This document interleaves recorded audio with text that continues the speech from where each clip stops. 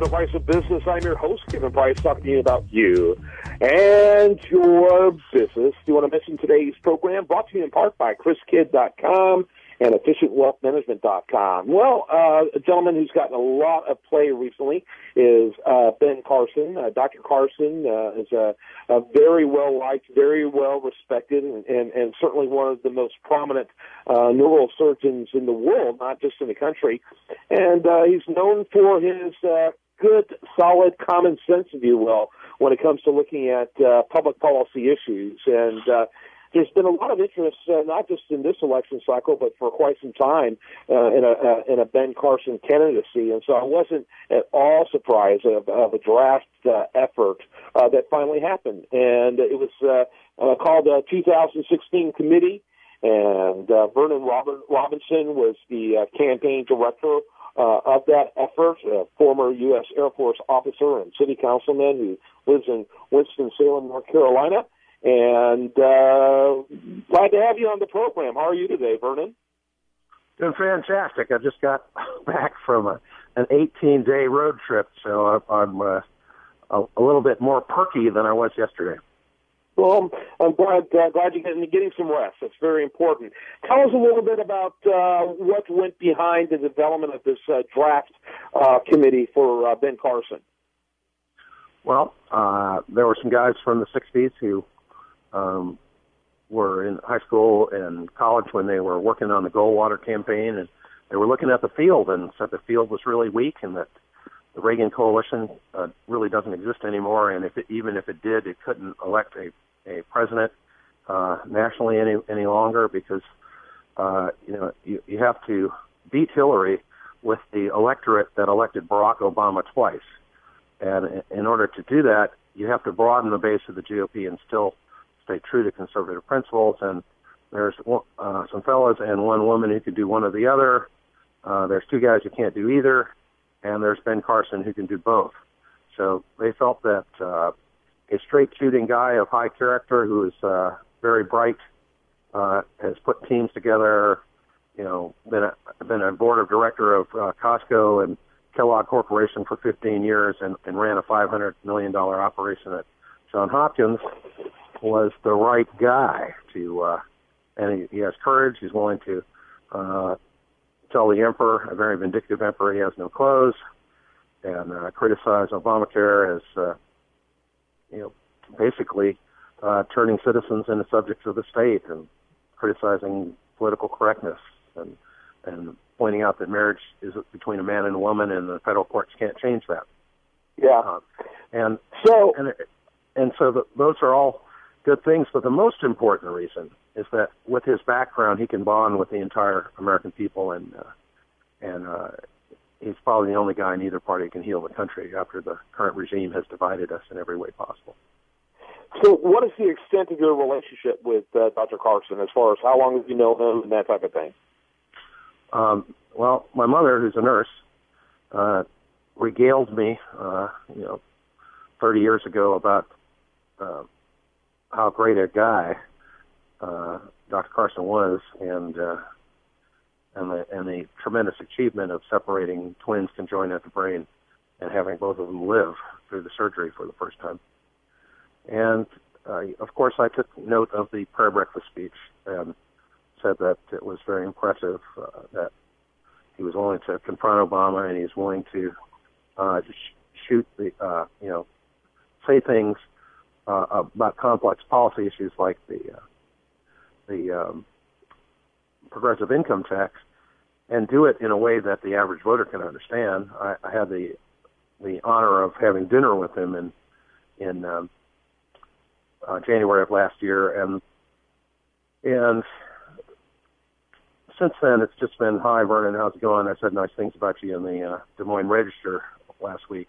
Basically, even though he hadn't formed a committee, we treated it as if he had, and so we didn't have any interaction with he or his staff for the most part. And now that with him or his staff, and now that there's an authorized committee, we don't have any contact with them because there are rules against coordination, and the easiest way to prove that you haven't been coordinating is not talking to folks or sending emails to them, et cetera.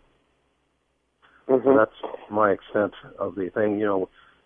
We do learn by experience, however. The woman who waited on Dr. Carson, Mrs. Carson, to sell them drapes signed up as a volunteer. And when she did, she gave us this testimonial about how gracious they were. And, most neurosurgeons have a very high opinion of themselves. Dr. Carson is clearly, at one time the top pediatric neurosurgeon on the planet, and he's a very humble guy. Yeah, that's his reputation, certainly. So most people, to be taken seriously running for president, run for other elected offices before they run for president. And the last time we've elected someone with no electoral experience was the 1950s.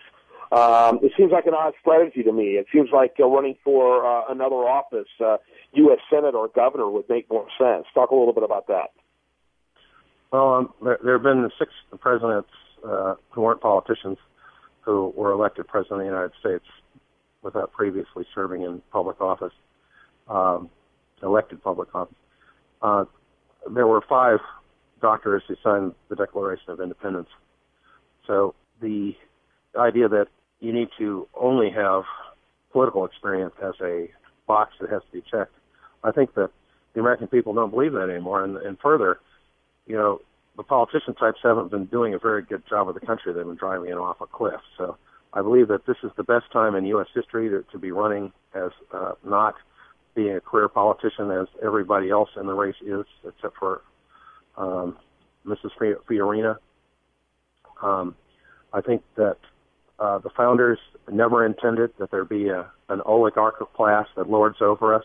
They intended government to be a servant, not the people be a servant to government. And the founders also believed that you stay in private life and you're called briefly to serve, and then you return to private life. That's what the founders believed. That's what George Washington believed. That's what Ben Carson believes. He does not believe you can look in the mirror and say, honey, I think we look great in the White House. He believed that the American people have to call you, and 500,000 of them petitioned him to run. And another 156,000 sent checks in, totaling about $16 million. And he raised 4 times what we raised in the same period in the end of March, according to the FEC report. So it looks like that folks are responding even more to his active candidacy. And so you have to be 80 years old to remember voting for someone. If they want another guy from the club, they can go right ahead and allow the country to go off a cliff. Yeah, you'd have to be 80 years old to remember being able to vote for someone that won who had no political experience. That would have been Dwight Eisenhower in 1956. I personally like to see someone who has cut their teeth politically before they run for the highest office of the land. A lot of people, including myself, wonder if it's more about a message than it is actually getting elected. Well, I'm not sure you subject yourself to the proctology exam, which is a race for the president, race for the United States president, just to get a message out there. It's going to be an arduous task, and Dr. Carson says he's equal to the task of running. When Fred Barnes asked him the question about the fact that it's going to be tough to run for president of the United States, he said, given the as bad as the situation this country's in, the standard should be Nathan Hale. And for the listeners who are not familiar with Nathan Hale, is a teenage agent for Washington who was executed by the British, and his final words were, "My only regret is I have but one life to give for my country." So Dr. Carson knows it's going to be tough, and he's willing to take the challenge. The American people have called him to run. He's going to run, and if the American people want a regular politician, the regular politician they will probably get is Hillary Rodham Clinton, because, again, you have to broaden the base of the GOP and be true to conservative principles, or you will lose the election. And I want your listeners to remember this conversation. If they are so they decide to go with one of the folks in the club, one of the politician types, the first time their grandchildren call them comrade. Mm-hmm. Yeah, do you want to mention, I am curious to see how he fares. I personally don't think he can even get a fair shake, I'm afraid, because of the media hostility towards minorities that are not progressive. There's this mentality, and in fact, I wrote a column about this just last week in the Huffington Post, that the media believes that if you're a progressive and you're a minority, you have no business running for anything as anything but a progressive. And I think what we saw that happened to Herman Cain, that happened to Sarah Palin, who, although is really only an institutional minority, there are more women than men. But again, the progressives will tell you Sarah Palin couldn't vote if it weren't for progressives, therefore she should be progressive. What do you think about that kind of, I think, blatant media discrimination that Dr. Carson is going to face? Well, first of all, the media is left of center, and many of them are Marxists, but Dr. Carson is not the chocolate flavor of the cycle. Dr. Carson is probably the most decorated American civilian living right now. He has both the Presidential Medal of Freedom from George Bush and the Spingarn Medal from the NAACP. There was a whole generation of black folks whose fathers and mothers wanted their sons to be Dr. Carson and their daughters to marry him or someone like him. And so this guy is in a totally different class, and we saw that when the hard left Marxists at the Southern Poverty Law Center put him on a list of haters, including Nazis and Klansmen, the hate watch list, and the furor was so tremendous they had to remove him from the list 4 days later and apologize. Now, when is the last time the Marxists have apologized and retreated? Let's see, I'm 60 years old in September. The answer is never. They've never done that before, and they did it this time because they're shooting at the wrong guy. You shoot at Dr. Carson, there's a good chance that the mortar round will bounce off and explode in your men's room as it did for the Southern Poverty Law Center. So watch out. That's a warning to the GOP candidates also. Interesting. Well, I appreciate your time. Is there a particular website you want to mention to people to get more information? Yes. We only have one sacred obligation, and that's to leave to our children and grandchildren an America at least as free as the one we were born in. We failed at that obligation thus far. If you want to meet that obligation, beat Hillary Clinton, and make America America again, then join a great crusade to make Dr. Carson President of the United States at www.runbenrun.org. Thanks so much, Vernon. When we come back, much more for you. Do want to remind you, best content here shows up over there at usdailyreview.com, and this is The Price of Business.